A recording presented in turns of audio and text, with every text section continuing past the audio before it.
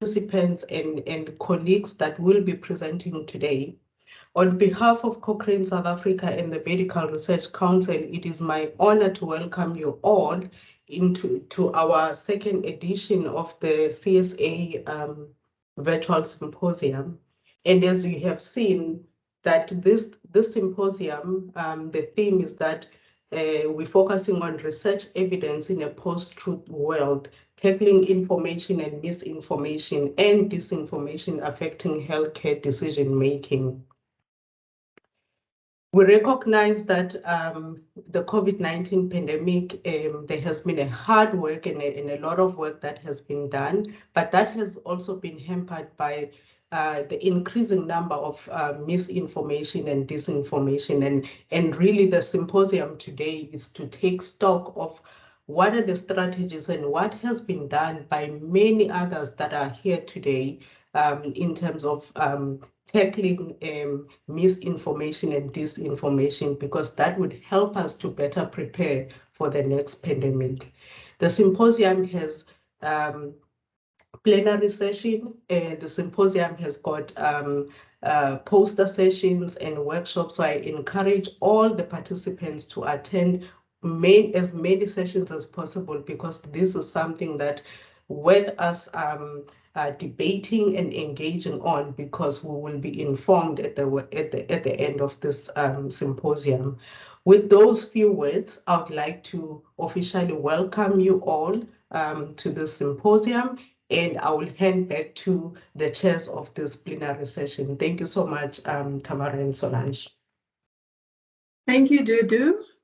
I trust everyone can hear me now. Great, thanks. So welcome, thank you, Dudu, for that introduction, and welcome everyone to this plenary session of the Cochrane South Africa National Symposium. The theme of this session aligns with the theme of the symposium, where we're going to be talking about research evidence in a post-truth world, tackling the information, misinformation, and disinformation affecting healthcare decision-making. As we're talking about information and decision-making, I'm interested to hear what sources of information you use to make healthcare decisions. And I'm going to share on my screen a Mentimeter poll. So just checking if you can see that. Tamara? Yes. Okay, great. So on the screen, if you can go on your phones or on your laptop to www.menti.com and then enter that code that appears on the screen, 27918713. And could you answer the question on the screen, which is, where do you go for health information? And if you're able to join, we should be able to see some of the answers start popping up on the screen.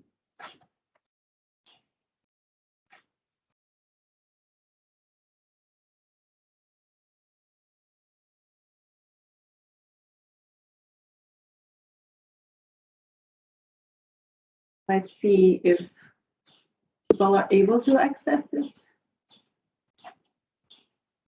And you can use the chat. Should we just post the link in the chat as well? Or oh, there we go.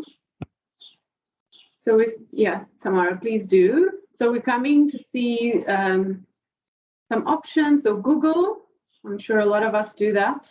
WHO, peer-reviewed journals, PubMed, conferences, EM guidance, WebMD. Oh yes, that's a popular one. Government health sites, Cochrane Library, that's fantastic. Google Scholar, CDC. So we have quite a lot of researchers and health professionals online, so I'm sure all of us know where to find information.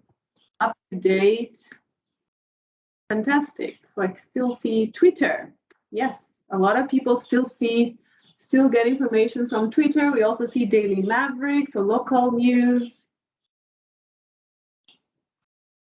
Fantastic. Colleagues, Cochrane Library. This is fantastic. Yeah.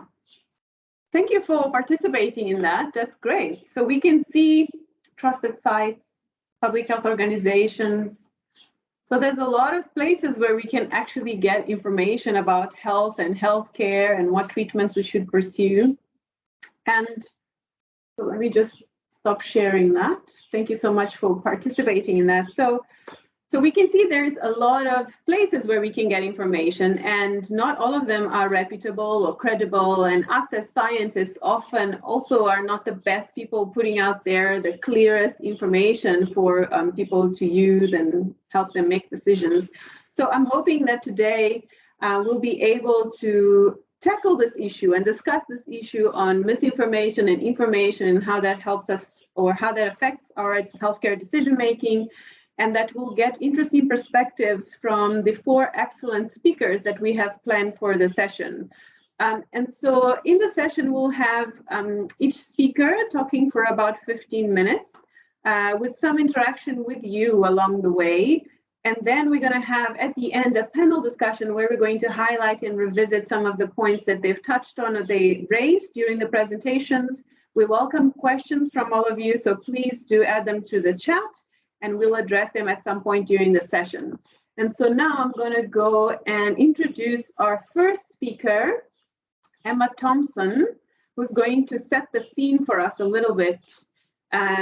So Emma is the Advocacy and Partnerships Manager at Cochrane, where she oversees the organization's external strategic partnerships and campaign transparency and promoting the use of evidence. She's a member of the steering committee for World Evidence-Based Healthcare Day and was an invited participant at the WHO Global Conference on Science Communication during health emergencies in 2021. Emma has a professional background in advocacy and communications for NGOs, with work on issues related to health and the environment, and she's currently completing an MSc in global health policy. So Emma's going to set the scene for us a little bit in terms of what an infodemic is, how we think about it, and later on we'll hear from her again on how Cochrane is sort of navigating this issue. So over to you, Emma. Thank you.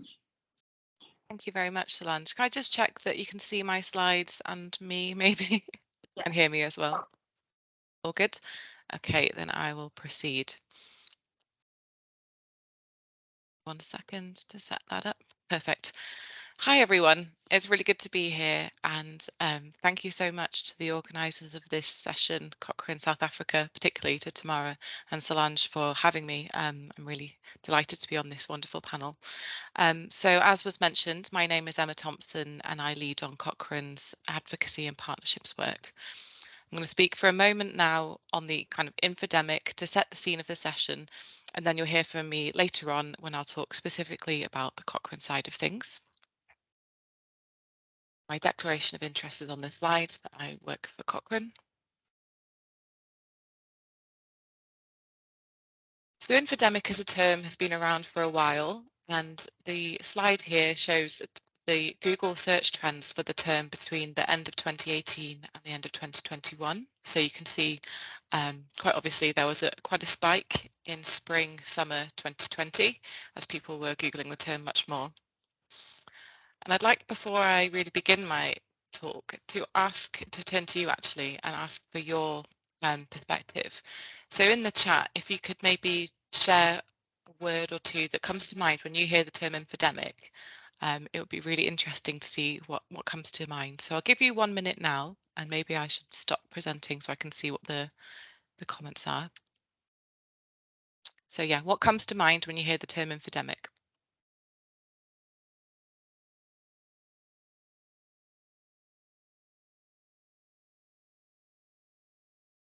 Thanks for sharing the prompt, Tamara.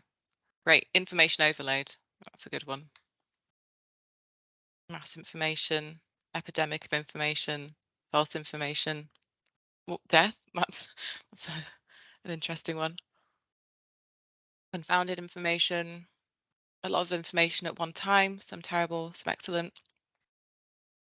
Too much info.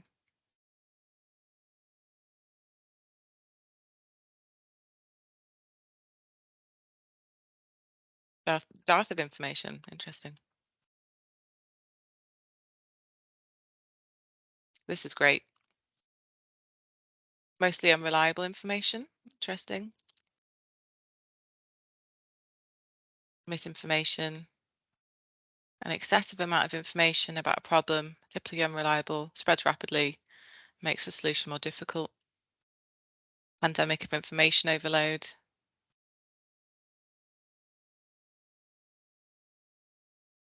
This is great. You're on the right lines. Feel free to keep them coming and we can come back to it later on in the plenary, but I will continue with the presentation now. But it was really good to hear from you. And actually, someone mentioned this actual thing themselves, but it's an information epidemic. Those are the two words that bring together infodemic. And if we go to the WHO definition here, they define it as too much information, including false or misleading information, in digital and physical environments during a disease outbreak. So as you'll see, it does include the false or misleading information, what we might call misinformation and disinformation, but it goes a bit broader than that and actually includes information that could be harmless or actually quite good quality. And this graphic here visualizes an infodemic as a massive wave or as a tsunami. And as you can see, if you look at the different layers, it brings together the misinformation and the disinformation, but also includes information, questions, concerns, maybe rumors that might come out. And really the point and the reason why it's such an issue is that it's the speed at which all of this information comes together at once, which makes it really difficult for the average person or even someone with scientific training to be able to ascertain what's accurate, what's less accurate, what might be lower quality and what might be actively harmful. And we know that infodemics cause confusion and might encourage risky behaviours that could harm health. They can lead to or intensify existing mistrust in public health authorities and generally undermine a public health response. And they can intensify or prolong outbreaks as people are unsure how to protect themselves and their communities. And I think it's fair to say we experienced quite a lot of this during the COVID-19 pandemic. If you think about issues like masks, vaccines, lockdowns, so-called cures like hydroxychloroquine and ivermectin, depending on where you were in the world, they were often issues that came up as subjects of misinformation and information. And actually, the WHO Director General himself declared that we were fighting an infodemic at the same time as an epidemic. Well, that's what it was at the time, early on during COVID-19.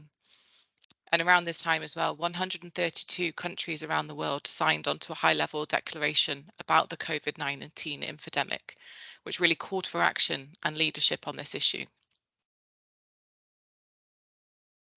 And I'm sharing this slide here, which is from a Cochrane Library editorial by Gould and Norris, and it really focused on one specific case within the infodemic, should we say, which was that of hydroxychloroquine.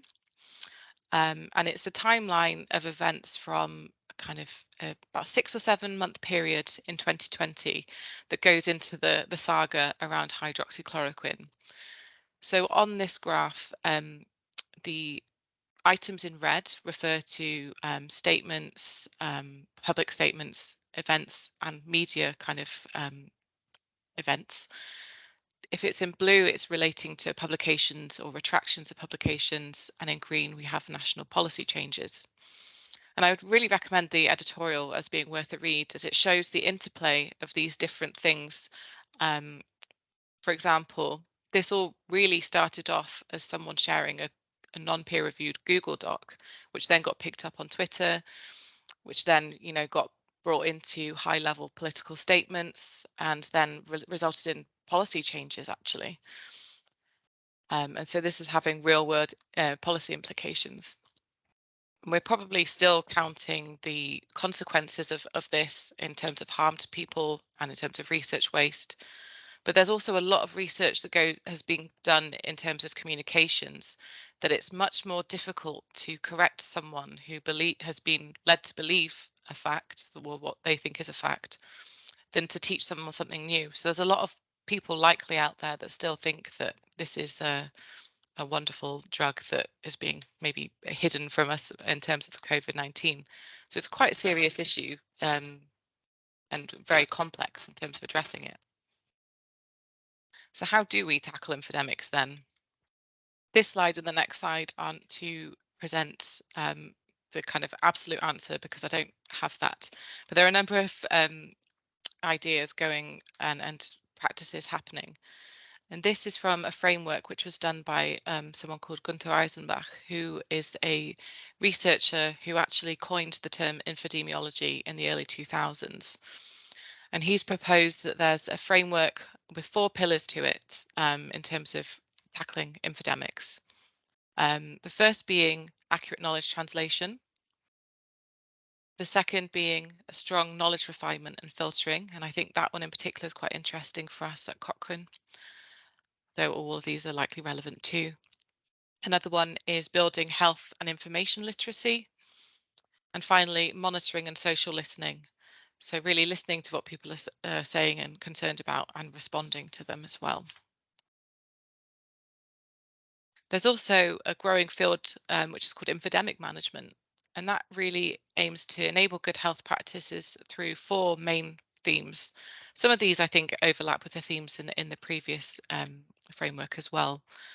And that's about listening to community concerns and questions, helping people to understand risk, building resilience to misinformation, and engaging with and empowering communities to act. These come from the WHO, and it's actually worth mentioning that UN bodies, particularly WHO, have done a lot in terms of training and tools on infodemics, and much of which is available free online. So if you're interested in learning more, there's plenty to dig into. So I'll finish this portion of my intervention today by kind of summarising that infodemics refer to too much information, as many of you also responded yourself, so that's great that you're on the right track.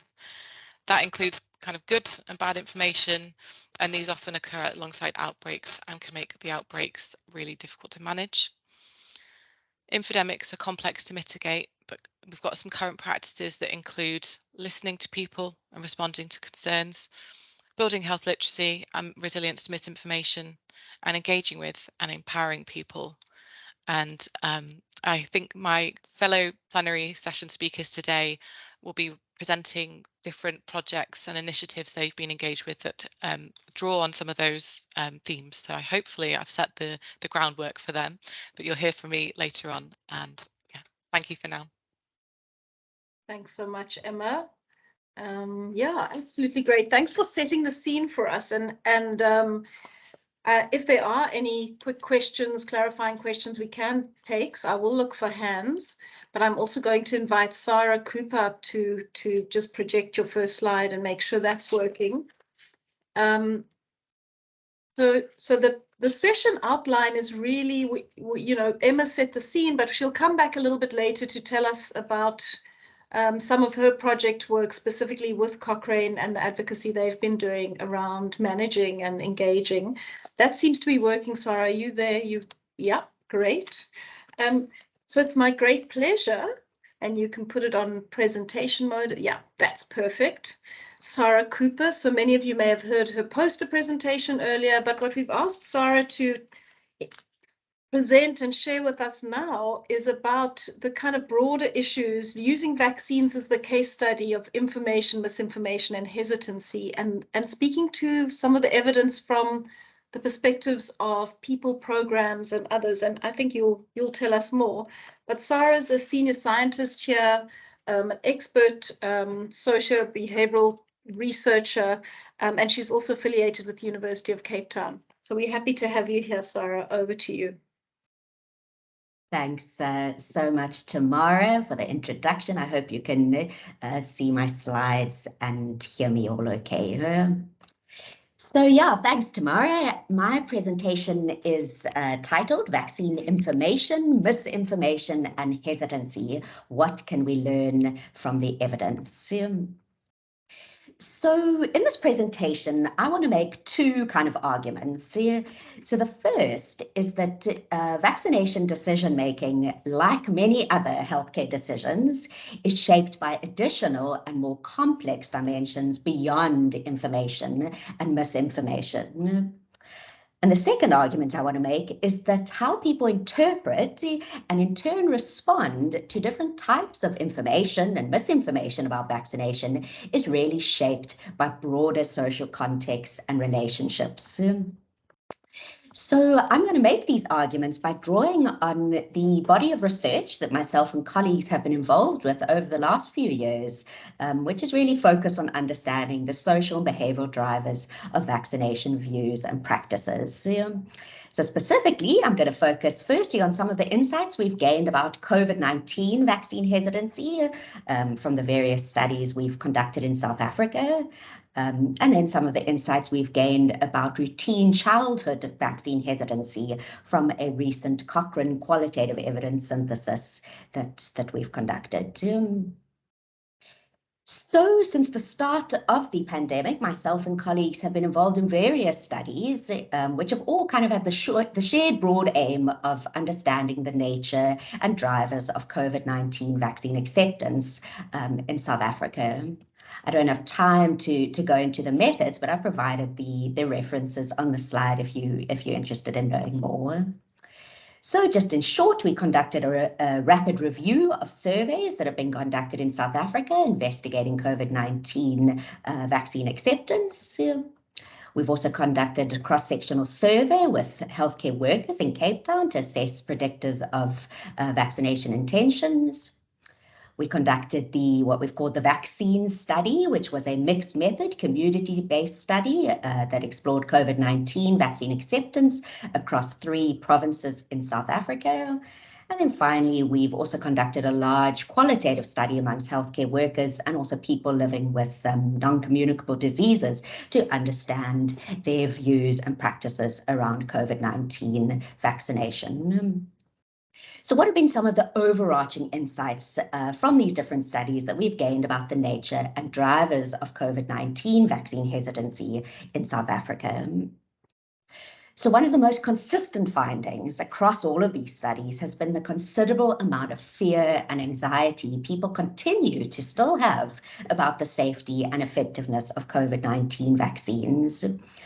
And we found that these concerns are being driven or exacerbated, at least in part, by 3 kind of key issues. So firstly, the very real uncertainty surrounding the pandemic. So from the start, the pandemic really was characterized by rapidly changing and evolving evidence, new and emergent strains of the virus, and a kind of constantly changing landscape of travel bans and lockdowns.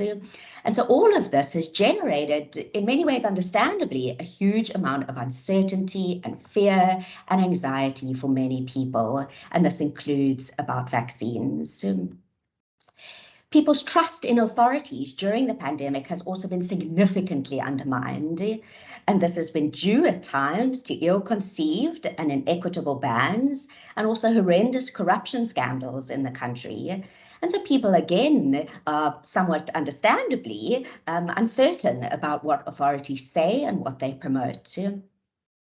And then finally, we found that people's uncertainties and fears were also driven by this kind of explosion of information that has surrounded the pandemic and vaccines. The vaccines really have been sucked into this kind of vortex of often confusing and contradictory messages, or what Emma just spoke about now as this kind of infodemic.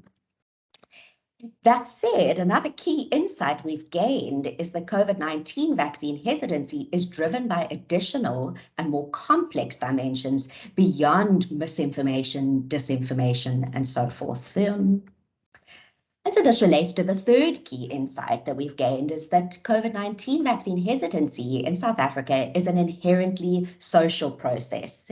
And we found a range of kind of complex social factors at play here. So, for example, we found age to be an important correlate, with younger adults having more concerns and or being less accepting. We've also found race and urbanicity to be significant factors, with white adults and those living in more rural areas to be less accepting than other groups. And we've also found that challenges around accessing vaccination and issues related to sort of service delivery logistics are also contributing to vaccine hesitancy. So, for example, kind of practical questions of geography and transport costs, or having to take time off work to get to vaccination services were all issues. Excuse me. So in other words, the kind of so-called demand-related issues and supply or access-related issues we found to be very interlinked. And then finally, another key social driver of COVID-19 vaccine hesitancy really relates to the kind of geopolitics surrounding COVID-19 and COVID-19 vaccines. So in particular, issues around kind of vaccine nationalism, donor dependency, patent laws, and so forth have really produced kind of horrendous inequities in vaccine access. But at the same time, such politics are also kind of reminders of a long and painful history of colonial medical research exploitation, but also more recent incidences of patent laws and commercial interests that have denied communities access to the very drug treatments which were tested on them as research participants. And kind of ARV treatment is a case in point here. And so we found that this political context has also contributed to resistance to and distrust of COVID-19 vaccines, and those developing them, those delivering them, and those governing them. So those are just some of the sort of overarching insights we've gained about the nature and drivers of COVID-19 vaccine hesitancy in South Africa. I'm now going to move on to some of the insights around hesitancy towards routine childhood vaccination that we've gained from a Cochrane qualitative evidence synthesis we recently conducted, and just to acknowledge the co-authors of the review as depicted on the slide. So we recently conducted a Cochrane qualitative evidence synthesis, or what is also called a systematic review of qualitative studies. And the aims of the review were really, firstly, to explore parents' views and practices regarding routine childhood vaccination and the factors influencing acceptance, hesitancy, non-acceptance, and so forth. And secondly, to develop a conceptual understanding of what and how different factors specifically reduce acceptance of routine childhood vaccination. Again, I don't have time to go into the methods, but just to say we included 27 qualitative studies in our analysis. And these studies included studies from a range of global settings, including from all WHO regions, urban and rural locations, as well as high, middle, and low income settings. There are many different findings from our review, but what I want to focus on here are really the findings related to the question, why are some parents mistrustful of childhood vaccines and scientific evidence about these vaccines? And we found that the reasons were incredibly complex and varied, but we divided them, sort of categorized them into 5 main themes, and I'm going to very briefly touch on each one of these. So the first theme relates to what can be understood as a kind of more generalized decline of trust in authorities and expert systems. So many studies revealed how kind of increasing skepticism and doubt about science, about expert knowledge and other authorities and systems is really a significant feature of many societies today. So parents across the studies made statements such as, we just don't trust scientists like we used to. I'm critical of all information these days. I question everything, and that includes what my doctor tells me. Intrinsically, we don't trust them, government. Whoever they are, whatever party, there's always a suspicion.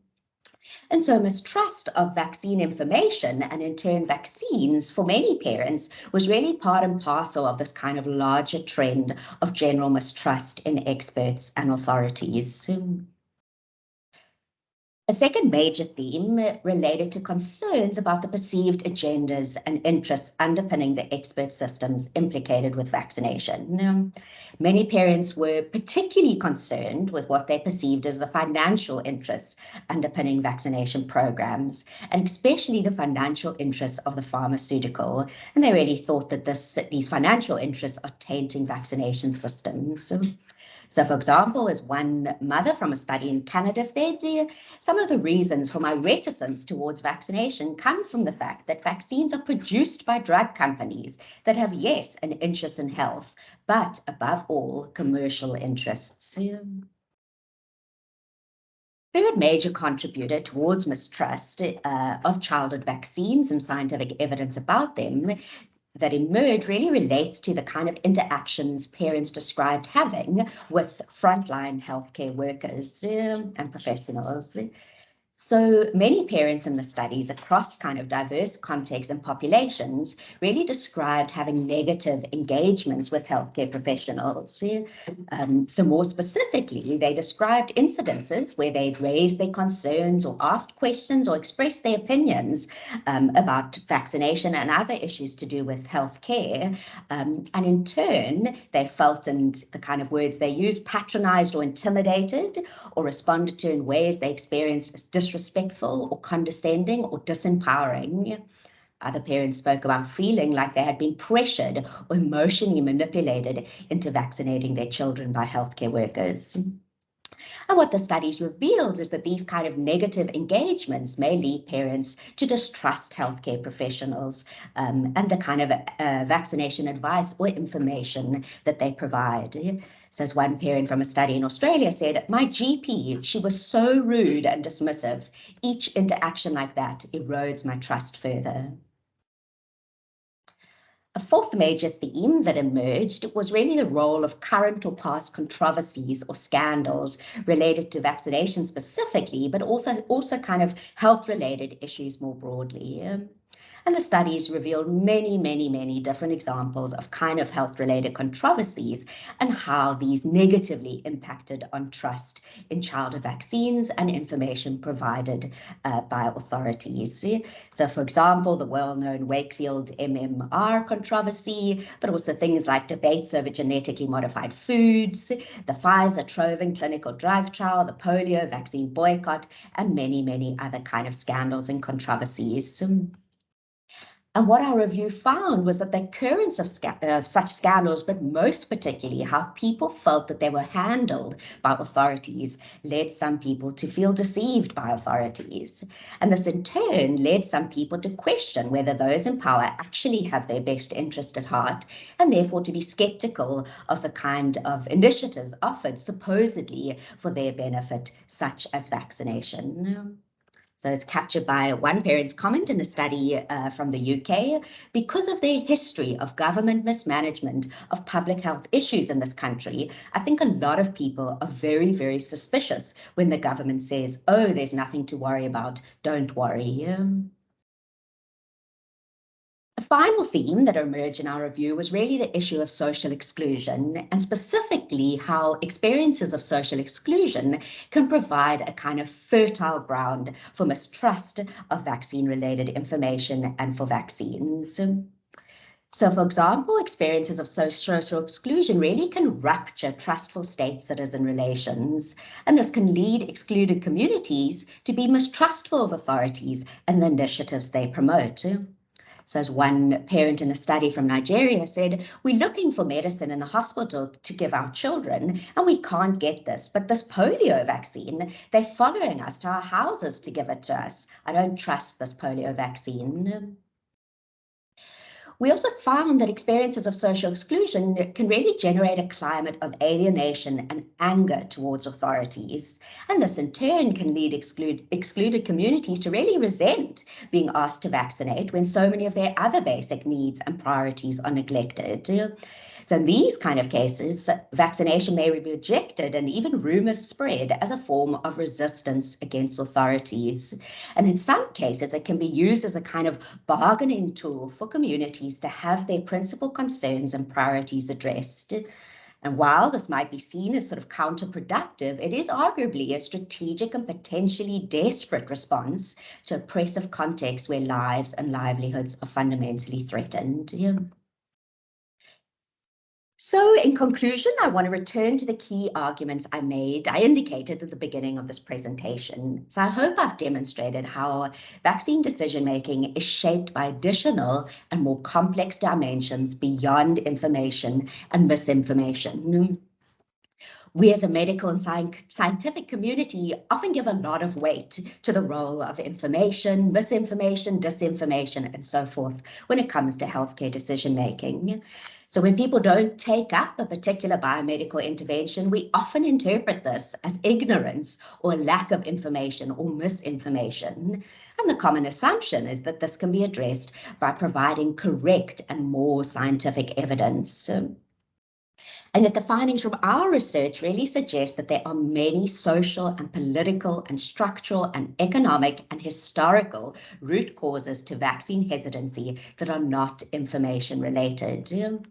And so I think the practical implications of this is that education and other communication or information-based strategies are not enough to reduce vaccine hesitancy and to increase acceptance. Rather, there's really a need for interventions that target the broader social conditions and meanings that shape healthcare decisions. The second related argument I hope I've demonstrated is that how people interpret and in turn respond to different types of information about vaccination are also shaped by broader social contexts and relations. And so really talking about misinformation or disinformation in generalized ways that ignore these kind of contexts and relationships risks really missing how and why information influences healthcare decision-making in the ways that it does. In particular, the findings from our review on childhood vaccination really suggest that people's views about and responses to scientific evidence are deeply rooted in the relationships they have with expert systems and authorities. And more specifically, relationships where people feel a genuine concern about the motivations and intentions of experts and authorities. Relationships whereby people feel that their dignity and respect has been betrayed by professionals. And relationships ultimately whereby people feel excluded and alienated and ultimately let down by the systems meant to be protecting them. And so again, I think in practical terms, I would argue that tackling the misinformation and disinformation affecting healthcare decision-making around vaccination really requires targeting the factors that are undermining people's trust in experts and authorities. So just to close, I am stopping tomorrow at Solange. I think my argument's really captured by Heidi Larson in her recent book, Stuck, How Vaccine Rumors Start and Why They Don't Go Away. So she indicates vaccine reluctance and refusal are not issues that can be addressed by merely changing the message or giving more or better information. The bigger issue is the underlying distrust, the feeling of being disenfranchised and not heard. Listening to rumors and the stories behind them can help us understand the reasons, and in those lie the cues to building new and more trusting relationships. And so I think this really is a challenge to scientists, researchers, health and government officials, to us, to me, to think about how we can rebuild public trust in us, how we can engage with citizens more, how we can open up awkward conversations about the politics of science and scientific evidence, including about interests and power and uncertainties. And ultimately, it challenged us of how we can listen more, understand more, and empathize better. Thank you.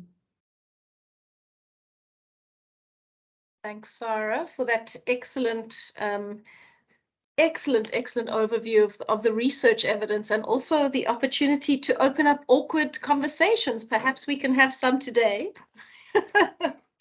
I will be, so I want everyone to be, keeping their thinking caps on. And if you have any clarifying questions about what Sarah's presented, you can raise your hand now, but we will come back to a discussion at the end. So I'll just check if there are any clarifying questions. But that was hugely, hugely interesting and a big challenge to us. And it looks like there are no questions here, so I'll just hand back to Solange for the next bit. Thanks, Sarah, again. And thank you, Sarah. That was really great, and really great to see an overview from what the evidence is saying, using the vaccine example about why people take out something and that it goes beyond information or misinformation. There's so many factors that we need to take into account. And to follow on this, we have our next presenter, who's Dr. Leslie Bamford, who's going to be talking to us about the sort of experience of implementing the COVID-19 vaccine program in South Africa and what we can perhaps learn from that. So Dr. Bamford is a pediatrician who holds postgraduate degrees in social sciences and public health. She has worked in the Child, Youth and School Health Chief Directorate in the National Department of Health since 2006. So thank you so much for being here, Leslie, and over to you.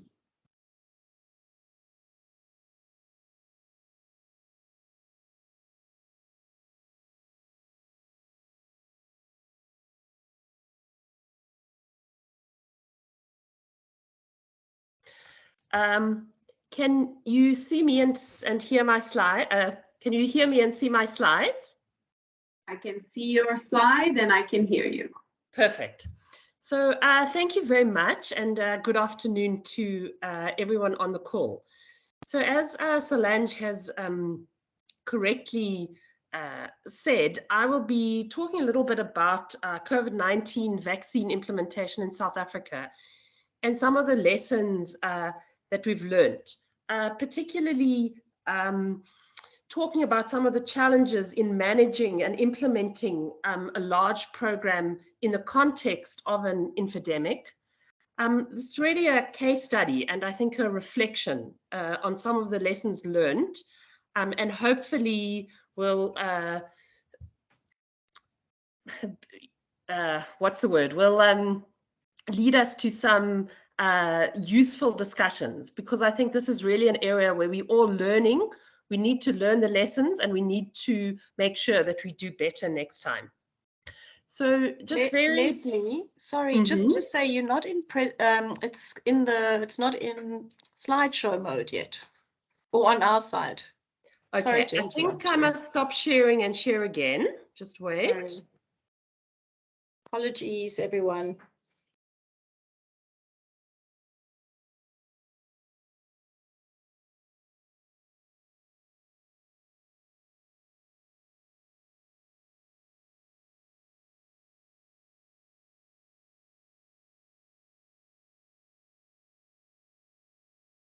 Is that better?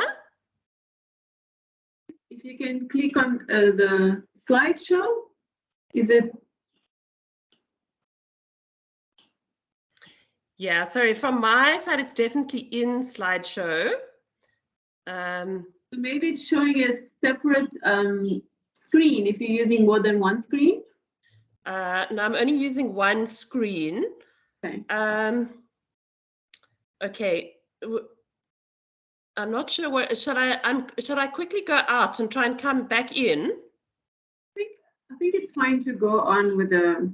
Okay, are the slides moving? Has it moved to the second slide? Yes, it did. Okay. That's fine. That's okay. So the content today that I'm going to be touching on just very briefly, first providing an overview of the vaccination program, including successes and challenges. Then talking a little bit about demand acceleration activities, challenges related to information, misinformation, and uptake of vaccines, and then some lessons learned and some reflections on what we could maybe do better next time. So I'm going to try and go through this very quickly so that we do have time for interaction and discussion at the end. So very briefly, I think the overall goals and aims of the COVID-19 vaccination program. So we really had two aims. The first was to prevent as much severe COVID-19 disease and death as we could as quickly as possible. So obviously we needed to start with vaccinating the highest risk groups And then secondly, to vaccinate as many people as soon as possible. So our target remains to vaccinate 70% of the adult population. This slide just shows the framework for vaccine implementation. Don't want to go through it in any detail, but just to stress that this is a fairly complicated program with many moving parts that need to be aligned to be for successful implementation.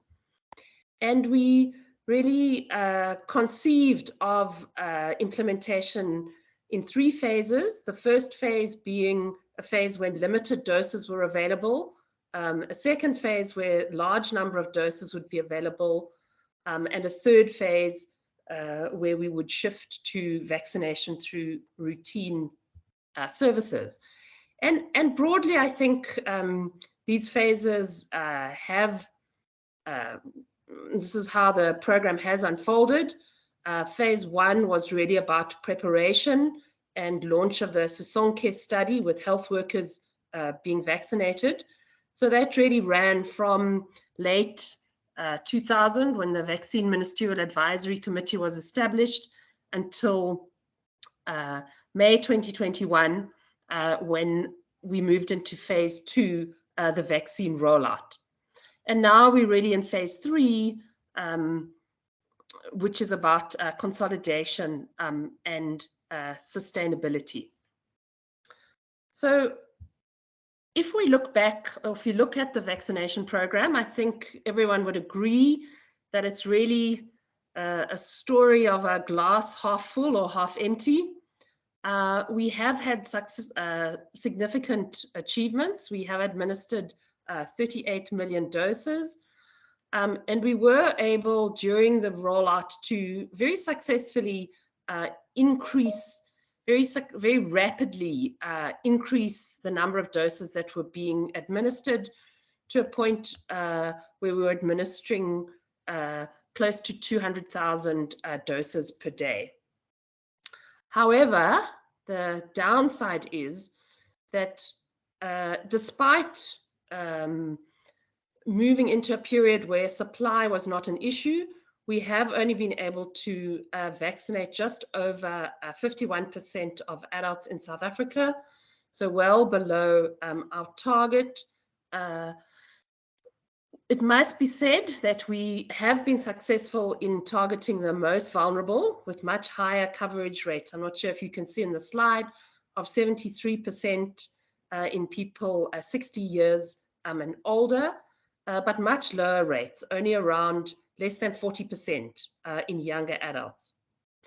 Interesting also to note that the provinces that we expected to be the star performers weren't necessarily how things panned out, with only one province, Free State, vaccinating more than 60% of adults, and 2 other provinces, Western Cape and Limpopo province, coming close to that target, just less than 60%. So if we consider the achievements and challenges, I've listed them there. We had high-level government support and were able to put in place governance and technical structures, and the Vaccine Ministerial Advisory Committee played a very important role in assisting us to ensure that in a context of rapidly evolving evidence, we were kept updated on the evidence and were able to very rapidly adjust the program. And I think one can see that with the quite rapid expansion of eligibility criteria for vaccination. I'm not going to go through all of the other achievements, but I think suffice to say that probably we can say that from a supply side, we managed the pandemic or the vaccination program relatively well. But despite all of that, as I've mentioned, there was limited demand for vaccines despite coverage of only just over 50% of adults being vaccinated. And in a sense, I think for today's purposes, we can characterize that we failed to manage the infodemic and failed to persuade people of the benefits of vaccination. So of course, it's quite difficult to tell, and we do not deny that access to vaccination for some people was difficult, but in general, people were able to access vaccines, and that the leading cause of low coverage was really limited demand for vaccination. I'll talk about this in a little bit more detail, but what were the reasons for low demand? COVID fatigue, certainly now, perhaps not last year, but by now people certainly believe that protection is no longer important. Vaccine hesitancy, driven by low trust in government and other institutions, and then of course practical barriers to accessing vaccine for some individuals and groups. So what has our demand strategy been? From early on, we've conceptualized it, that there are really only two things you can do to generate demand. You have to increase the perceived value of vaccination, and you have to reduce the costs and other barriers to accessing vaccination. So we've had various demand creation strategies, but our current demand creation strategy really focuses on 4 key pillars. The first being national policy announcement and support from opinion leaders and opinion and government leaders. The second being above the line campaigns. So those are campaigns that are primarily driven from the national level with materials, IEC materials, information. And I think it's fair to say that by the nature, those are really about information dissemination. But increasingly, we have come to understand the importance of ward-based community engagement and local communication. And so much of our demand creation activities are now focused on localized social mobilization. And this has been shown to be more effective, but of course also has resource implications, because this tends to be much more resource intensive than strategies 1 and 2, which can be centralized and run in a top-down manner. I think I'm going to skip this slide, but it just talks to some of the work that we've done in constantly thinking through and changing and evolving our demand creation strategies. And then finally, just to indicate that social listening has been an important component of our response and our efforts to create demand for vaccination. And we have established a network who creates a social listening report on a weekly basis, and then based on the social listening report disseminates key messages for the week.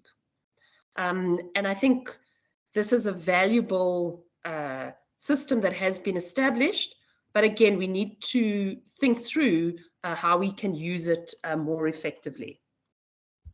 So I hope I have covered the first 2 items of this presentation, providing just a very brief overview of the vaccination program, and then talking just at a very high level how we have conceptualized demand generation for the vaccination program. What are some of the challenges? I think some of these have already been flagged, but maybe to talk through them from an implementation perspective. So one of the challenges has, of course, been that this has been a rapidly unfolding pandemic. And what we now understand about the pandemic, about vaccination, is different to what we understood a year ago. So we've, in a sense, been caught between the need to be transparent, but there does appear to be a public expectation that we have a consistent messaging. And when we change our views, this has, we've come in for quite a lot of criticism. So there does appear to be an expectation of consistency, which is, of course, impossible to meet in such a changing environment. There have been multiple stakeholders with many different views and with different information requirements.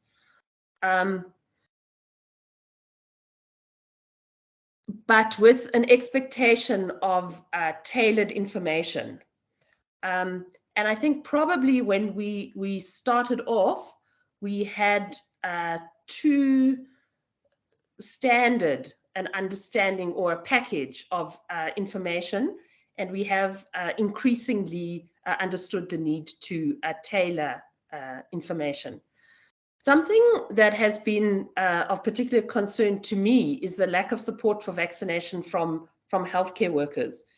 And I think it's true to say that if we have not persuaded our healthcare workers of the benefits of vaccination and they remain skeptical, then it is not surprising that we have not persuaded the public to be vaccinated.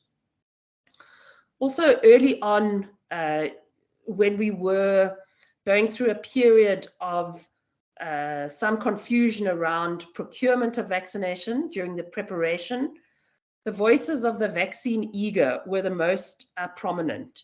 And this created the impression that supply was the biggest problem.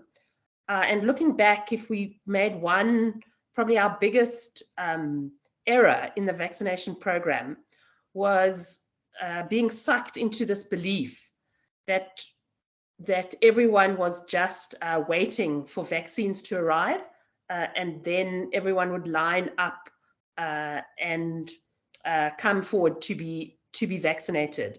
And that impression was created in the media, but we of course know that it was not the case at all.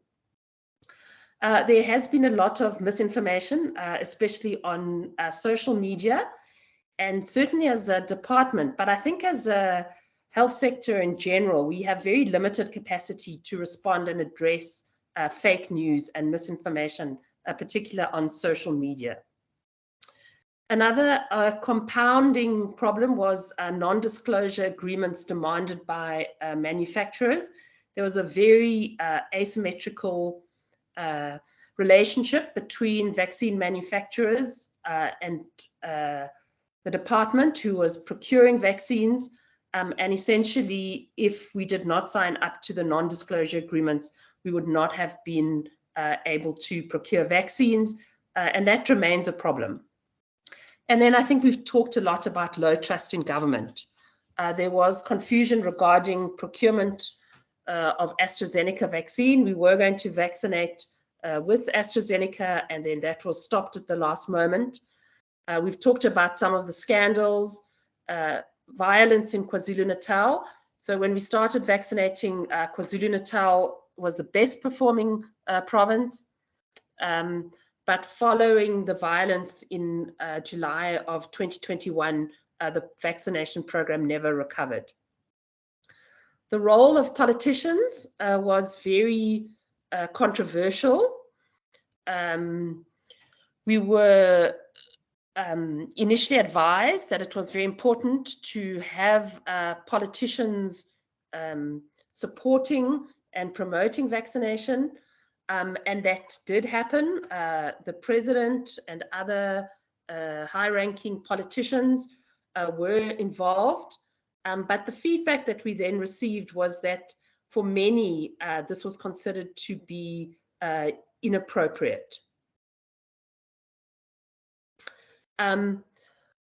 There's also an issue around the role of respected experts. And I think, again, this is a very tricky issue. There were a number of very respected experts who were very critical of government's vaccination program. Now, of course, those people have a right to criticize government, and perhaps in some instances they were correct. But this may have had unintended consequences of diminishing people's willingness to vaccinate. And of course, we know, and this is maybe a separate point, there was no political will to introduce mandatory vaccination. So what are some of the lessons learned and recommendations? And again, this is really just some reflections that will hopefully stimulate some discussion and recommendations. So I think we really do need to anticipate and manage misinformation, and really think not only about pandemic preparedness, but also about infodemic preparedness. And as previously indicated, I think we really were unprepared for the infodemic. We need to ensure widespread social listening, but also make sure that we are able to respond to the findings. And I made the point here that lack of noise may also be important. So we shouldn't have been sucked into believing that the only thing stopping our vaccination program was government's pace of procuring vaccine.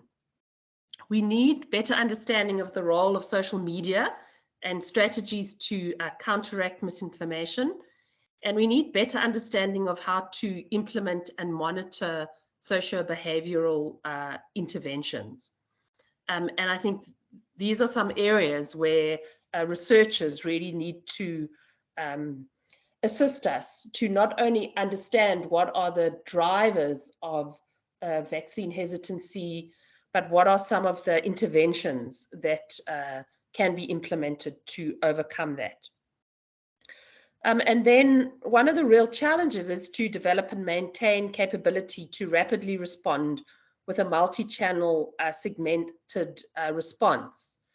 So as with a pandemic preparedness, one needs to be prepared, but at the same time, we do not have resources to have an army of people in the wings, if you like, waiting for a pandemic. So we have to be able to very quickly mobilize resources to respond to a pandemic. And I think the same applies with regards to information. Picking up perhaps on the comment that communication is not enough, we should have placed more emphasis on stakeholder management and not just communication, and more emphasis on mobilizing champions at all levels. So something that we've learned is that the messenger is as important as the message. Whereas traditionally within the health sector, I think we focus a lot on crafting the correct messages. That is important, but we need to consider the messenger as well. We need to increase health literacy, increase people's understanding of risk. And I think that's particularly important amongst healthcare workers. And obviously in this forum, we're talking to the converted. But it was clear, I think the COVID pandemic has underscored the fact that healthcare workers themselves are very susceptible to misinformation. And then, of course, in the general public as well, clearly this is a long-term endeavor. And then we would absolutely agree with what was presented earlier by Sarah, that public trust or lack of trust in institutions and government in general, as well as other structural drivers, are very important. But at the same time, we need to take on the challenge of thinking through how can we increase public trust and ensure that people get the healthcare that they need, even in a context where they may be facing many other challenges in their lives. Thank you. That brings me to the end of the presentation. I hope that you could see the slides. Apologies that I wasn't able to do it as a presentation. Thanks very much, and back to Solange. Thank you so much, Leslie. That was really interesting, really good to see sort of the whole describing the implementation of the vaccination and how difficult it is and how many moving parts it involves and all the different aspects linked to it, and also how it links to previous presentations by Sarah looking at trust and how there's an erosion in trust in government and authority, and also that you've implemented some things that Emma also mentioned, like the social listening and all of that. So really interesting to see them coming together. I'm just going to check if there's any clarifying questions for Leslie. We will, as Tamara mentioned before, have sort of a discussion and bring them all together at the end. So thank you for the questions in the chat, and we will come back to them when we go into the discussion. But just checking for now if there's specific clarifying questions regarding Leslie's presentation.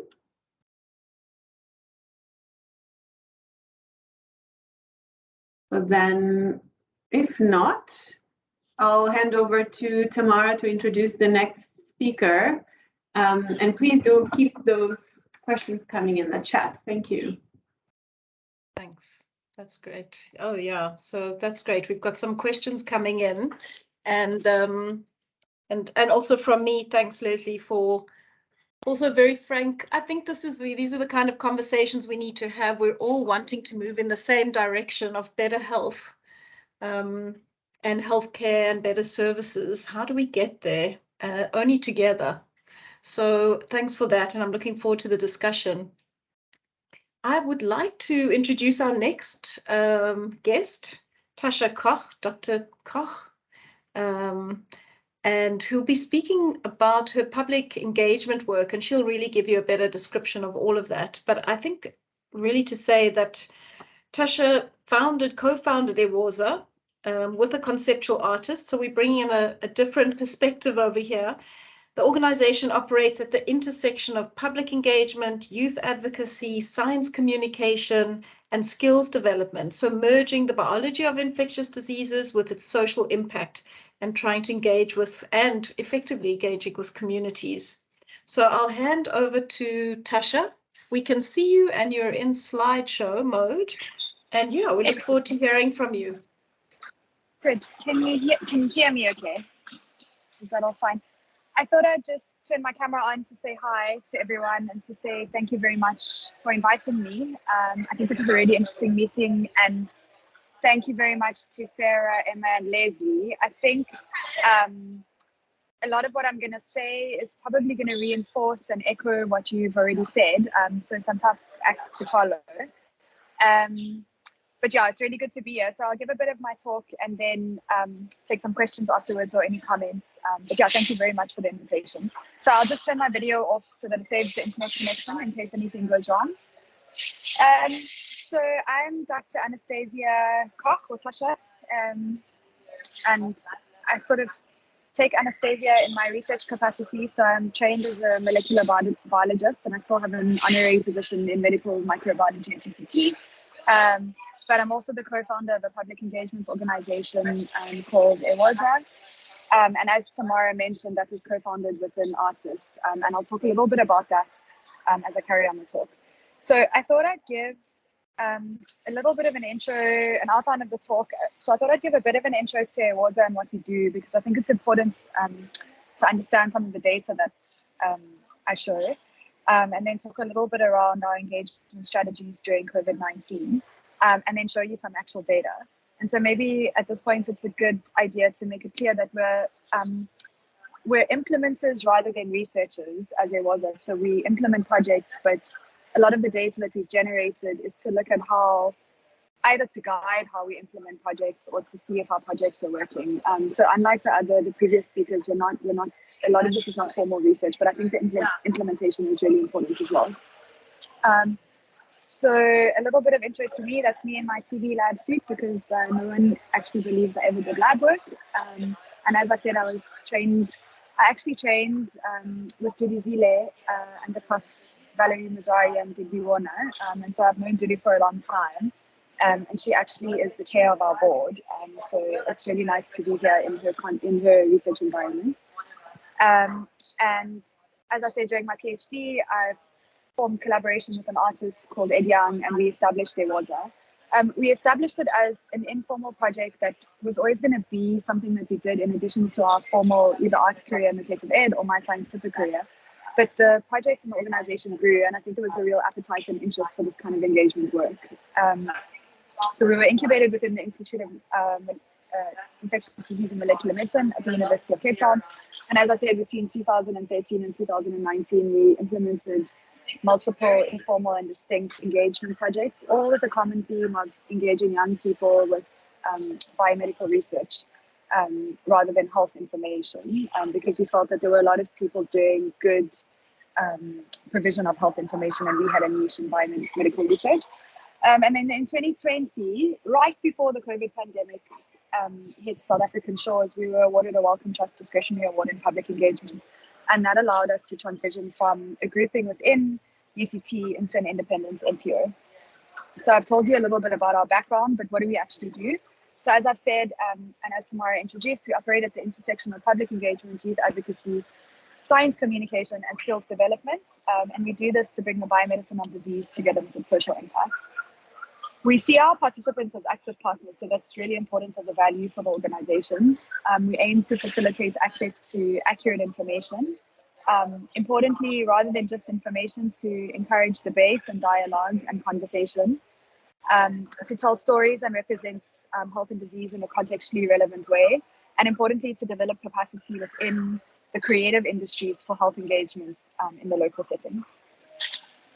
These are much bigger asks, but what we hope to do over the longer term is to encourage positive health-seeking behavior, to engender trust, and that's something we've been talking about in relation to vaccines a lot, and to decrease stigma. And I think that also probably that relates to disease and vaccines, and I think is very relevant for this conversation.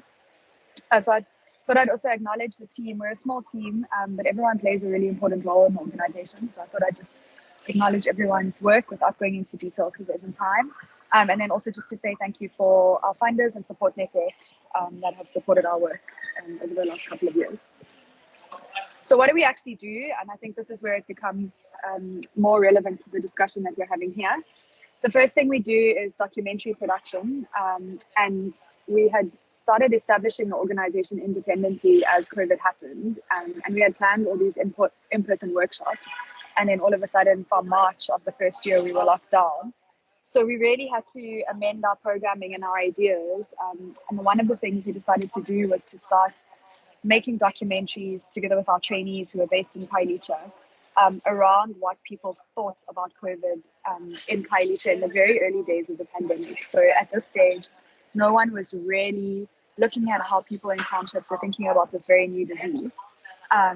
And the other important thing to mention here is these documentaries were made by our trainee filmmaking team who were living in Khayelitsha at the time. So I think we're really able to tell a contextually relevant story and really gather thoughts and feelings towards the pandemic in a maybe more genuine and truthful way. So we ended up making something like 12 documentaries that year that were screened on national news. Some of them are on News 24 through collaborations with organizations like Becky Sisa. And then importantly, we tried to get the films out on community TV as well to reach a different audience, and we had a couple of views on those. And I thought I'd show a clip from one of the films that we made. I don't have time to show you the full film, but it's available on our website, but it does show you how we were capturing what people were thinking about vaccines. So I'm just gonna, I hope this plays through.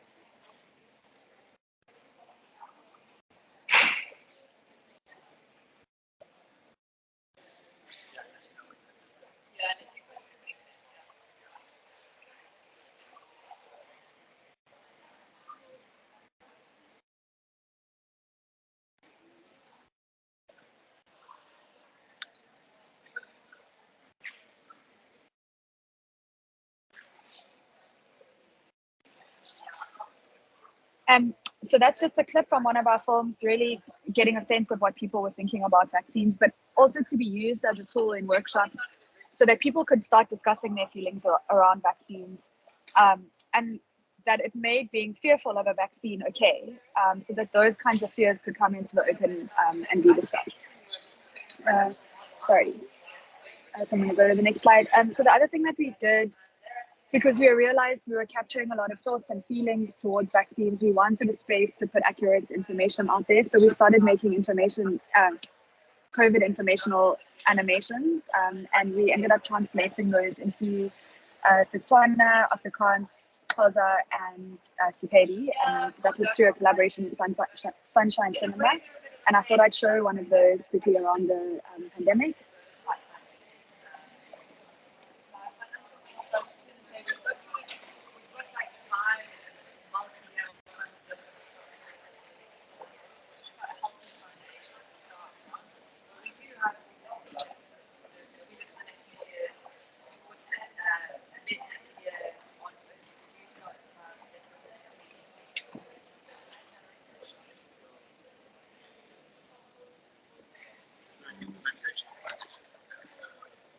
And so those were our sort of key focus areas during the COVID pandemic, but we also wanted to develop a way to guide where we disseminated the media, and also to monitor whether the media that we were producing had any impact on people that were seeing it. And so this is where the data comes in, and we had a broad impact assessment strategy, and I think this would sit within the smart to do kind of evaluation. So of course we collected statistics on how many people viewed the media and looked at it, but I think there's obviously a depth there that isn't being captured. And so what we started looking at is whether there was an increase in knowledge, and started touching on whether there was a change in attitude towards vaccines. I think maybe there was an element that we didn't get to, which was the real meat, I think, and I think we could do a lot more work on that, is with collaborators that have the right expertise, which really did any of this work engender any behavioral change, and I think, or change in stigma or fear of vaccines, and I think that's where the real meat of the work is. But I'll tell you a little bit about our smart to do evaluation approach. And I just wanted to acknowledge Dr. Cheleka Mpande, who led all of this work with us. She had been a recent immunology graduate and came to work with Ewoza as we were growing, and has unfortunately left us for a position at the WHO. So she's gone on to good things, but she did some really excellent work while she was with us. So what did we do? So we wanted to see, we were making these animations and we were making these films, and we were putting them on our Twitter accounts and trying to guide a YouTube channel. And then we started wondering if our primary audience was seeing the media and trusting the media. So we wanted to see where our target audience was getting health information from, and who do they trust to give health information from. And so we targeted, it's a very hyper-local survey. So I know subsequently there's some very big surveys done that go national, but ours is very, very hyper-local. So we worked with residents of Khayelitsha. We collected data between 2020 and 2021. And I think really importantly, which is a potentially novel approach, was that we had it was alumni, so alumni of programs who were all from Khayelitsha acting as survey facilitators. So they had training in how to implement surveys and training in the background knowledge of some of the questions. We also collected all our data on Google Forms as a safety mechanism during COVID. And the surveys were available in English and Xhosa. So the first bit of data that I thought I'd show is data that looked at where people were getting health information from. So Cheleka, when she did the analysis, looked at where people were getting positive and negative vaccine information. And as you can see, what I'm pointing out here is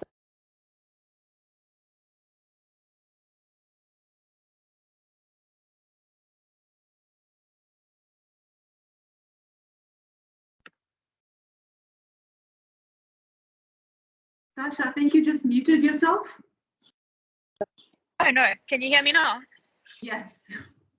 Excellent, thank you. Okay, so yeah, so I was saying that it's interesting to see that there's a lot of information on different platforms, but some information is perceived as negative and some information is perceived as positive. So we had initially been very focused on social media. We started to realize that some of the traditional media forms like TV, news, and radio might be more important and might be more trusted. We also looked at what do people think in our hyperlocal setting, what do people think about COVID-19 vaccines, and we saw that 56% of people on average had not received any positive information about the COVID vaccine. When they did receive positive information, a lot of the sentiments was around safety and prevention and preventing the spread of the disease. And 40% of people had seen negative information about the COVID vaccine, and a lot of that was around people, around safety, around side effects, and that became really important to people in our context. Then Chaleka did an analysis to look at whether vaccine acceptance varied with age group over time. So I think, Sarah, you presented some of this work, which I noted was a little bit, which actually follows our trend. So 61% of younger people were less accepting of the vaccine. So it seemed like older people accepted the vaccine. Now, I've always wondered, we never investigated this, but I always wondered if it was because in the beginning of the pandemic, older people were at a higher perceived risk of getting COVID and getting seriously ill from COVID. So I wonder if young people just were not so threatened by the disease. And then we looked at whether the timing of the surveys changed. And I think in the February to April period is when the story about the blood clots came out. And this is when people got really worried about taking the vaccine. And then obviously the really big question is, did any of the informational work that we did change vaccine acceptance among our primary audience? And a big proportion, 66%, said no. And I just put some quotes up around why people said yes or why people said no in terms of whether the animations worked. And I won't read them all out, but you can see some of them there. And so while it did increase acceptance a little bit, I think what our data was telling us is that you need more than information to change people's attitudes. And I think this has come out from all of the talks that we've seen before this. And then the last thing that I wanted to just touch on is all of this was done during a time when we had very little interaction with people, and we're doing a lot of our work online or through electronic means. And when we opened up in person, we started doing a lot more in-person workshops. We were still interested in this question around what people thought of vaccines, and we started implementing Mentimeters that we've just used in our workshops. And I think Mentimeter is an excellent tool because it gets people to engage and interact, but it also generates data around how people think and feel about things. So this is during an in-person workshop. I call it post-COVID, but I don't know if we are yet at a point where we can say we're post-COVID, but what I mean is post-lockdown or post-working restrictions. And I think at a time when people hear a lot more about the disease, we can start to see some of the reasons for why people would take a COVID vaccine. And then the people that said no is scared, and side effects actually comes up quite often. And then also fear of needles, which is quite an interesting thing because if the delivery is changed, that could encourage people to take it. And then I thought this was really interesting, and something that I wanted to ask some of the previous speakers is, sometimes we look a lot at fears and information, but there are incentives that might encourage people to take vaccines. And I know incentivization for healthcare is a tricky issue, but we found that a large proportion of people who wouldn't take vaccines, especially among young people, could be incentivized to do so with things like data or grocery vouchers. And I'm only showing one survey, but when we had focus group discussions with people, we found this consistently among young people. And then the other thing that I thought was quite interesting is we've started asking the same question around TB vaccines, not that we need information about a TB vaccine, but just to look at whether sentiments around vaccines are different for different diseases. And so this is a question asking, would the same young people take a TB vaccine now? And some of the reasons for why they would or wouldn't take a TB vaccine and why they said they wouldn't if they said no. And then the kinds of things that would make people take a TB vaccine. And again, you can see that some of these incentivization ideas or tools could work quite well. And a much lower proportion of people said nothing. So I don't know if I've gone through this too fast. I haven't been checking my time, but I thought I'd just finish off on some lessons that we've learned and some reflections. And I think this echoes what everyone also said in the session, is that positive information about vaccines seems to be accessed. Sorry, not this point is what everyone else has said. What we found is that positive information about vaccines seems to be accessed on traditional media more frequently than social media. During the pandemic, I felt that in-person workshopping and engagement would have worked really well, because I think a lot of people were scared, but we didn't have a chance to do that because of safety or assess how that would have worked. And then again, information might not be enough to change vaccine acceptance, and we've spoken about that a lot also through the previous talks. And the other point, that incentives, while controversial, could be quite important. Data and grocery vouchers. And I think also the more that people get vaccinated, even if they're incentivized, and see that the vaccine doesn't do anything to their peers or family members, the more safe a community or a neighborhood would feel. And then there are some differences in views about vaccines against different diseases, and I wondered if some of this would be very hyperlocal. So we find that people are less scared of TB than they are of COVID, obviously because TB is an older disease. And the last point that I wanted to make is trust, while complex, is key for vaccine uptake and acceptance. So yeah, thank you for having me, and it's been great to hear everyone else's talks, and I'll stop here. We would love to have it. Yeah.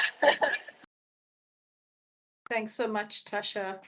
Yeah, great talk, and also bringing in some new ideas. I know we already had quite a few comments about just how impressive Ewaza is, and I hope everyone's checking out the website now and sharing about it. So that's cool. And also you raised some more interesting ideas around incentives. Because Leslie had raised, what are some ideas for interventions or things that could work? So maybe we can come back to that a little bit. So thanks, Tasha. There are a few questions, and I'm grateful for the people who've popped a few in the chat. You can add some more if you want to, and we will come back to those in the panel discussion. Shall I hand back to you, Solange, and just the final wrapping up talk? Thanks. Thanks, Tamara. So thanks to all presenters so far, and we're going to the last presentation, which is back to Emma Thompson, who I won't introduce again. But so Emma's going to round off our plenary with sort of looking at what Cochrane as a global international organization is doing to address the epidemic. So thanks so much, and over to you, Emma. Thank you very much. And great to hear the other speakers as well. Looking forward to the discussion part of this. So yes, I'm going to speak more about Cochrane's perspective in relation to this issue. And I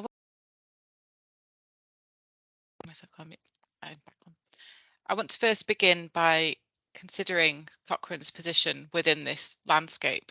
As we've already heard from throughout today about the issues around trust and distrust, the complex social factors that exist within this kind of landscape.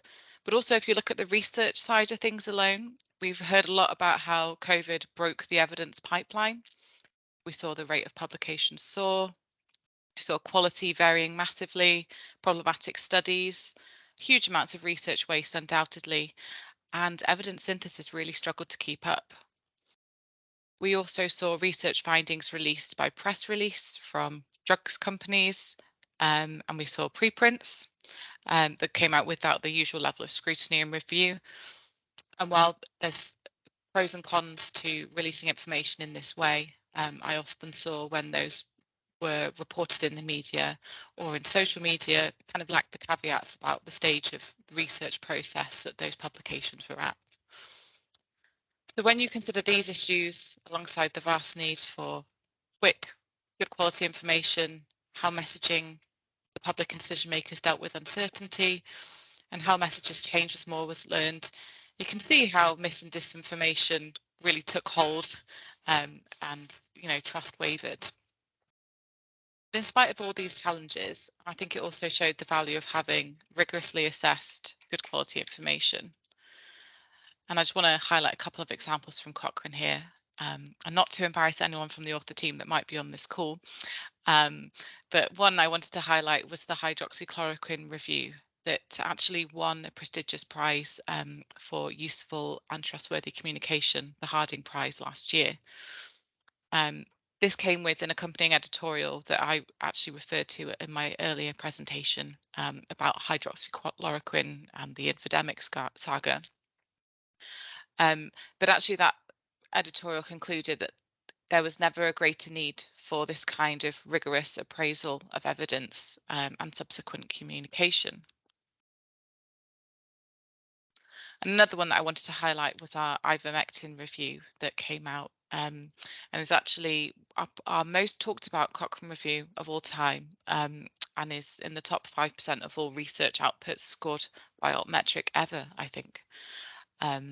So I think even though it takes us much longer than those preprints or findings which go straight to press releases or to investor reports at drug companies, there's definitely value in us continuing doing this work. But it's a challenge to meet the kind of external world that we're facing. But I think it's fair to say that Cochrane is a global organisation that's heavily engaged in producing and synthesising evidence. We take this issue very seriously and we would like to be part of the solution, knowing that kind of producing good evidence isn't the main point, but it's part of the solution. We signed on to the WHO call to action on managing the infodemic, which went out alongside other NGOs and leaders around the world. And I just want to talk a little bit more about WHO because they've done an awful lot in this area, including training of infodemic managers, which they call unicorns, which I think is quite sweet. Establishing communities of practice that are very multi-sectoral. They've also done a lot of resources. So I've screenshotted their monkeypox social listening taxonomy on this slide here. And they're also really helping to establish a research agenda in this area because there are lots of gaps that would be good to get some evidence for. And we at Cochrane have been collaborating with the team on some of these activities. So last year, several representatives from Cochrane groups around the world joined the WHO Global Conference on Science, Communication and Health Emergencies. And that was a really cross-sectoral and interesting conference that brought together everyone from YouTubers to healthcare professionals to tourist boards. And it was really good for us to have the opportunity to bring the kind of evidence perspective. But what I took away most from it was listening to others from their perspectives. So we heard a lot about trust, as Sarah mentioned in her presentation, and the importance of messengers as much as the messages themselves, as Leslie referred to. So in addition to this, we're also collaborating with WHO on a training module for social and behavioural change communication professionals, specifically on health evidence and Cochrane evidence and how we can support. That's an in-person session, but depending on how that goes, we hope to also develop a virtual version based on that so that more people can access it. Last year, Cochrane also held a kind of a roundtable thought leadership event called Cochrane Convenes that really, it was co-sponsored by WHO and co-organised by COVIDend. And it really aimed to bring together leaders in healthcare and in evidence synthesis to learn from the COVID-19 perspective, COVID-19 experience from the evidence perspective, and to make recommendations for future emergencies. This was organised into 7 different roundtables, the themes of which are on this screen here. And they're quite a diverse range of topics in the different kind of stages of evidence production and use, coming from a very evidence side of things. But actually what I was struck by as someone that sat in on pretty much all of the roundtables and reviewed the notes for the other ones, no matter what the topic of the roundtable was, it always came back to science communication, the infodemic, how do we communicate uncertainty? So that's something that we're really seeing as a key barrier to our work that we need to kind of address or face. And as one participant put it, One of the reasons that misinformation spreads and ends up being more acceptable is that scientific information deals with uncertainties, is often dynamic, and is rarely dogmatic, whereas misinformation has the opposite characteristics. And I thought that summed up the issue quite well. We again heard a lot about the importance of clear, actionable messages, the communication of uncertainty, and reflections on the role of trust and of messengers and of working with the right people to help communicate. So as a result of that, we published a report and a call to action, which are available in 8 different languages and are on the website if people are interested in learning more. We're also active with World Evidence-Based Healthcare Day, through which we advocate for evidence with our partners that are within the sector. This takes place on the 20th of October every year, and it started in 2020 in the early days of the pandemic, and really is about us all coming together as a global evidence community on a shared agenda, which is using evidence to improve lives. The 2021 theme of the campaign was the infodemic. So we had a lot of events and people submitted blogs on the topic. And this is just a screenshot of some of those blogs, which are still available on the World Evidence-Based Healthcare Day website. So I'd also recommend you taking a look at those because there's lots of interesting stuff on there. As part of Evidence-Based Healthcare Day, we also collaborated with an organisation which focuses on science communication called Lifeology to develop a flashcard course on infodemics. And the idea of this is that it follows a fictional member of the public called Ron as he navigates an infodemic and learns more about more trustworthy sources of information, such as Cochrane and others. This is now available in 6 languages as well. And you'll probably have noticed that throughout my presentation, I've used some of the illustrations that were done for it. And I think I couldn't talk about this issue of Cochrane and the infodemic without kind of addressing the unique position that we found ourselves in with regards to social media. So social media is a really important platform for Cochrane and for many Cochrane groups. We have accounts on different platforms and we use it to disseminate, to communicate, to do a bit of social listening. But actually, a lot of the platforms, in response to kind of concerns about the amount of information, the misinformation, and how those platforms have amplified that information and kind of monetize the content when it could be doing harm, they've taken actions to moderate that sort of content. But Cochrane, we've actually found ourselves at the kind of sharp end of that and being targeted by such systems. And I personally have lost count of the number of times that we've been temporarily banned or had posts taken down, which is quite alarming given the kind of work that we do and the reputation that we have.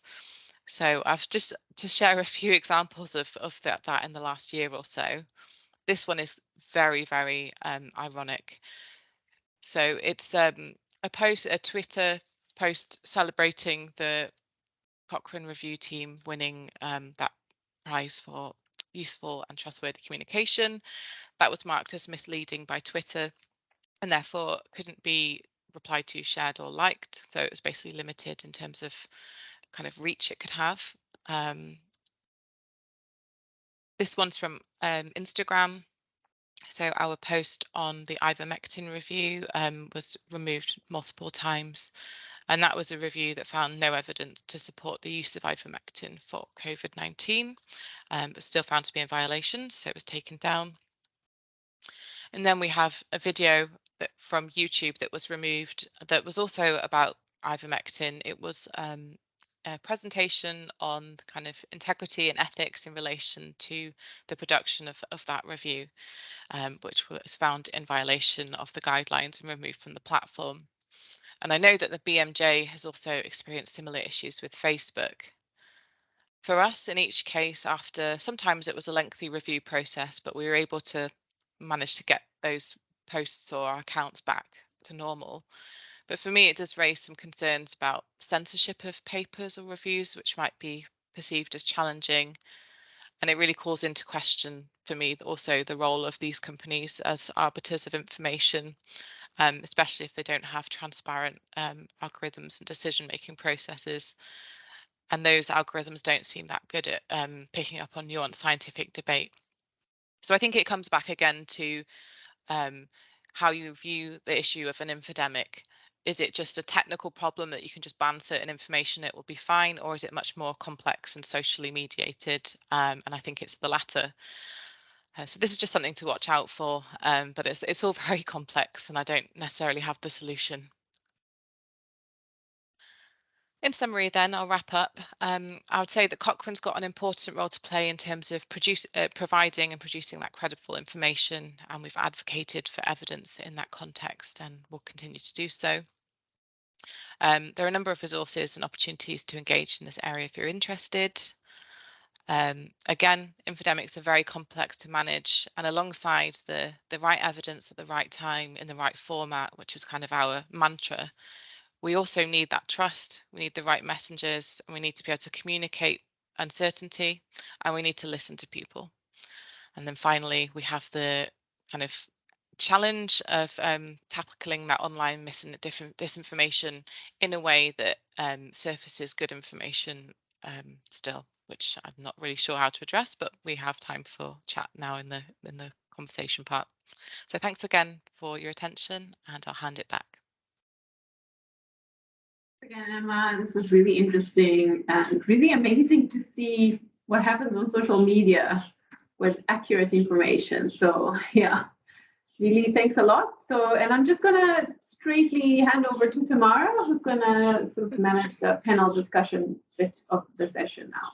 But you can stay, Solange, if you want to, and I also invite those that of the panel that can keep the video on as we move into this section. Leslie, I think your video, oh, good, lovely to see you. Oh, it's nice to see all of you. I already feel better and less alone. Wonderful. Okay, great. And yeah, it's a lot to digest, and I think the word complexity probably came up in all the talks amongst some other key topics. So I think if you can think about, you and the audience can think about some key questions we may have. I do want to come to M.E. Akubwebe to answer his question. But first, I want to ask Solange if you can launch, do we have a Mentimeter question for the audience? So just in case you thought we forgot about you, we want you to help us answer a question. So again, we're going to use Mentimeter, are we? So I think you'll have to project it. And so you can use any device, go to menti.com and enter that detail. And this is the tricky question. So we've all established that this is an issue. Leslie said to us, don't come tell us it's an issue and what all the issues are. What are we collectively going to do about it? And it's so nice that we can have these frank conversations across a number of different kind of skill sets, I think, in this. But I guess part of the question we're trying to answer is, how do you think we can build trust in scientific experts and evidence in this post-truth and post-truth and COVID world? And maybe that's something I can also put to the panelists a little bit in suggesting solutions. And I'll open at some point for any comments on that. So let's see if any responses come in. Not so easy, but let's see if people can from the audience. Aha. All right, so we're already picking up on some of the bits that Sarah and others mentioned, and then I'll ask the panel then to just also speak to these issues that are coming up and maybe address any gaps. Oh, we're using a word cloud, which is great. Although many people might say the same things quite differently. But we're seeing some common themes here: language, listening,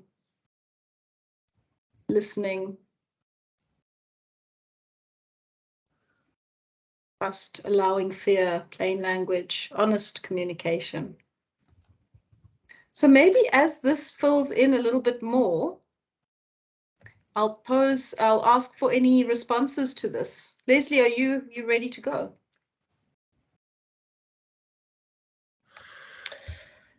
I can be. Look, I think this is the discussion we need to have, and I don't think any of us have the answers. No.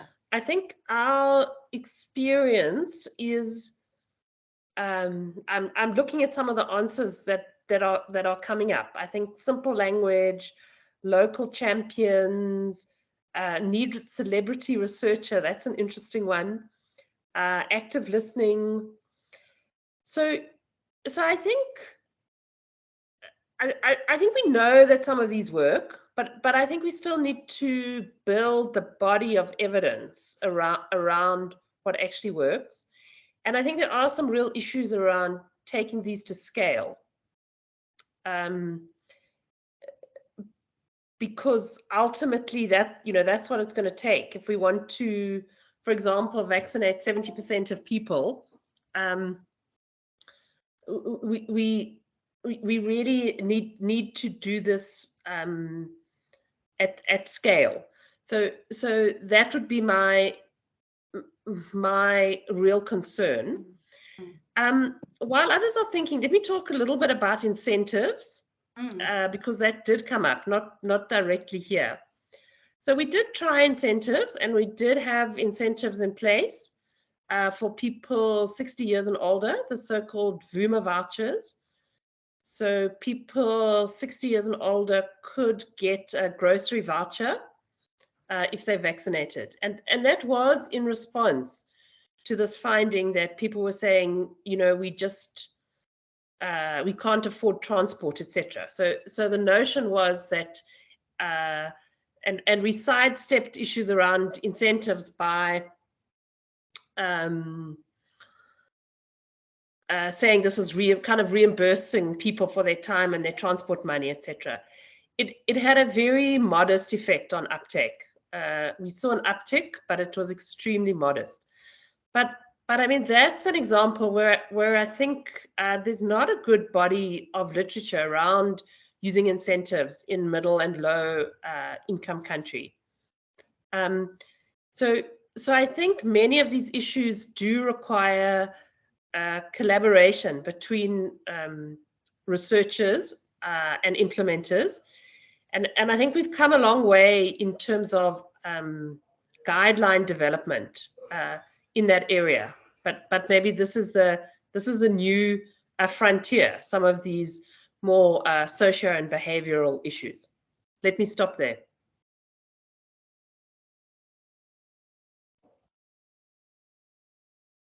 Tamara, you're on mute. Oh, and that was my gem. No, just joking. Leslie, thanks for that. And just picking up a little bit on what you'd mentioned earlier about the social listening exercises and increasing perceived value, decreasing access barriers.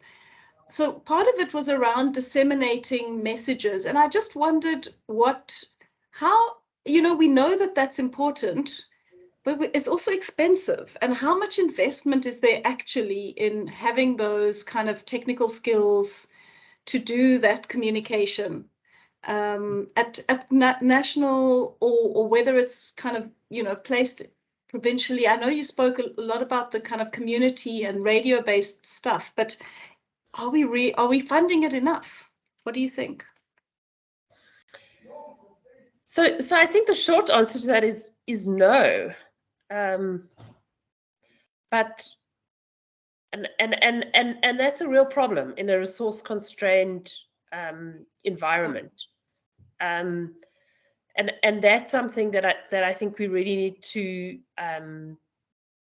I think that is a barrier. And to I think it is this issue around. I think within government, I think we are still in a mode of thinking that communication is around information transfer, or demand creation is around information transfer.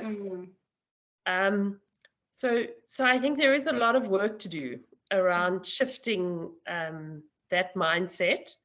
And I don't think it's necessarily going to be easy. And then the other point that I made, you know, you have to have that capability, but you can't employ people on constantly. So the challenge is to have that capability, but in a sense to have many of those people working on other issues, and then that you can deploy them quite rapidly when needed. And I mean, I don't think we've got that right in terms of pandemic response yet, and certainly not in terms of infodemic. Thanks. Thanks. So Tasha, you might have work. So because the partnership is with researchers and then the communications folk and the projects like Ewaza. Sarah, I'd love to hear your input, and also just coming back to the question, do you think infodemic health information, especially from COVID-19 pandemic, is a result of politicization of healthcare? And why is it maybe not, why have they not seen it in Ebola outbreaks? I'm just raising that as well. Sorry to put you on the spot there. This is for everyone. There was a question up in the chat. But Sarah, you go ahead and respond, and then we can come back to why we're not seeing it in all pandemic or all outbreaks. Yeah, thanks, Tamara, and thanks, Leslie. Your responses got me also thinking, because it's, and particularly as social scientists, we come up with the problems, but it's it's hard to find the solutions. Just as you're talking, I was thinking, in South Africa, we have a rich history with the HIV and AIDS pandemic of kind of advocacy, social mobilization, treatment literacy, communication on the ground. I wondered sort of how that was funded, and also if there couldn't be kind of insights and learnings that we could draw on from that to think around. I mean, that was a mass social mobilization movement of involving communities and communication and science literacy. Whether that is something that could really be drawn on was just my thinking. And I think also just to say, I mean, we're saying it's not just the message, it's also the messenger, but I think it really is this also the way we engage. And I think we are still, all of us, researchers, government, in this mode of communication is about one-way delivery. And I suppose how we can rethink the kind of forms of communication, the kind of dialogue-based, that I suppose is the kind of thing he was doing. And I think we need more of that in the interventions, in the services, in the research. Thanks, Tamara. Thanks, Sarah. So I'm not sure if Emma or Tasha want to respond or pose a tricky question to Sarah. I can say that because she's my colleague. Or if the audience have any further questions, there's the ones in the chat, but if anyone wants to raise their hand, they're welcome to. Could I just quickly kind of come back on that Ebola point, Tamara, which I think is a very interesting question, and I don't have a definitive answer. It could be the scale. That's very sciencey of you, Emma, not to have a definitive answer. I know I've been at Cochrane for too long. I need to get back into my advocacy side. I think there could be a number of factors. It could be the scale of COVID-19, the fact that it was a completely new thing. It could be the technology that evolved in the 5 or 6 years since the big West Africa outbreak. But I think I just wanted to highlight one thing, which a lot of the training and resources around the infodemic are drawing on literature from Ebola. So it's really about learning from that experience, because there are many kind of lessons to be learned about not listening to communities and, the kind of issues that happened there. So I think, there's probably a case to say there was some kind of an infodemic there, and we've kind of hoping to learn from that now. So just wanted to make that connection between the two. Yeah, Tasha. Or Les, Tasha, go ahead and then come back to have some final comments from everyone. I just wanted to respond to something that Leslie said, which I completely agree with around the intensivization, because when the notion of incentives came up with a group of learners in a focus group. So, we started asking the question later in surveys, which is obviously much easier to present in a presentation. But the room, this was 17 to 19-year-old, mostly young women living in Khayelitsha, and the sentiment was different. It was almost split half down the room around what would make you take a COVID vaccine or trust people coming in to give you a COVID vaccine. And a bunch of people actually said nothing. We don't want to be given stuff to make people trust us. And the other half of the room said things like data and like things that were very youth relevant. So I really think that this question about generating evidence and a body of work around incentivization is a really good one, because it's interesting to hear that the impact in the older generation was moderate, and that made me think about that a lot of the youth were split about what they thought. A lot of people said we shouldn't have to take stuff, or we shouldn't be given stuff to trust people and what they are asking us to do for our health. So I thought that was really interesting. Yeah.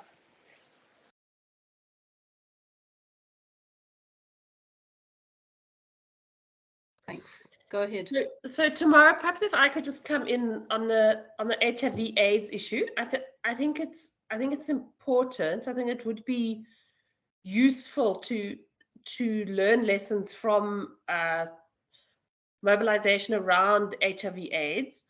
But it did take a long time. I mean, I think we are now seeing the success of some of the community mobilization around HIV, but it is 15, 20 years on from ARVs becoming available. So maybe it gives us hope for the future.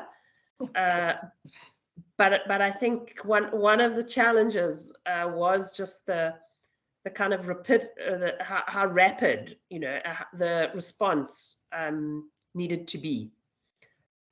Yeah. Thanks so much. So I'm just checking if there are any final comments or questions from others. Sarah, Basha, Leslie. Yeah, so a few really striking bits of information here. One that as scientists, we like to communicate in these uncertainties. I really love that statement you put up, Emma. What's it? That as scientists, we're always dealing with uncertainties and we're not sure and we'll get back to you and all this stuff. And when it comes to the kind of misinformation, it's very clear and very dogmatic and easier to understand. And I think there's a real call to action here for us to understand what works to address misinformation and help people with informed decision making. So I think I just want to thank everyone for a fantastic session, really interesting, lots to think about, or too much to think about, and a lot of value for all of us. And thanks also for helping us move outside of, we're not. It's not at Cochrane, it's not just about doing the research, it's about making the research is used and usable. So this helps us in our thinking around that. So thanks to everyone, and lots of great comments coming through about the session. Lots of comments coming through about the great session. So thanks everyone. I'm going to close off over there. Yeah, take care, and thanks so much. I know it's a lot of work, and I really appreciate all the inputs. Thanks you. Thanks for having us. Thanks very much, everyone. Thank you. It was Many a pleasure. thanks. See you. Just a reminder to everyone that tomorrow there will be workshops, and if you registered for them, you should have an individual link for that workshop. And the link to the poster session tomorrow will be the same as for today's workshop. Thank you. See you tomorrow. You. Who are you? Sorry.